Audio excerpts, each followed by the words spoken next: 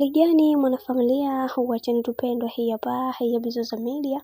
Kama ndo mara yako kwanza basi usisahau kusubscribe, kulike, kushare pamoja na kucomment. Bwana Diamond Platnumz atoa onyo kali kwa maiksi zake wote ambao wanaomuongelea bibiye Zuchu na kusema kwamba sitaki waweze kumuongelea, kwani kuna watu wengi wanamwataki binti huyu kwa kuweza kumfanyia mambo mengi. Kiukweli hili jambo linaniumiza sana na sipendi kuweza kuona mke wangu akipitia katika matatizo makubwa kama haya. Hili jambo linaniumiza sana na nitahakikisha kila kitu kinakuwa katika misingi na mikakati iliyo bora, kwa sababu kuna vitu vingi ambavyo vimekuwa vikitokea katika maisha.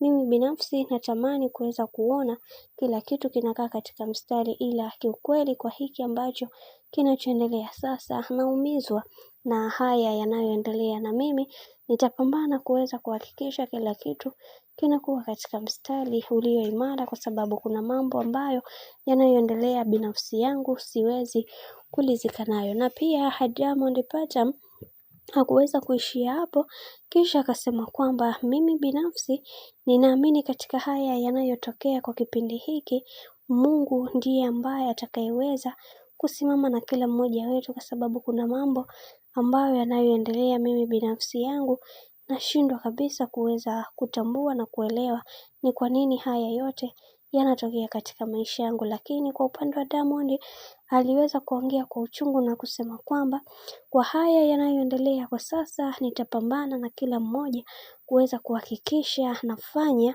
maamuzi yaliyo sahihi, kwa sababu kuna watu wanaendelea kumfanya mke wangu aingie katika matatizo ambayo binafsi sijaridhika nayo. Nami binafsi nitapambana kuweza kuhakikisha kila kitu kinakwenda kuwa sawa na mke wangu aweze kupatiwa amani ya moyo na sio kupewa lawama zisizokuwa na mbele wala nyuma. Kiukweli haya mambo yananikera sana. Sasa kutokana na hayo yote ambayo yanayoendelea, tumeweza kuona baadhi ya watu wengi waliweza kufunguka na kusema kwamba kwa hiki alichoweza kukifanya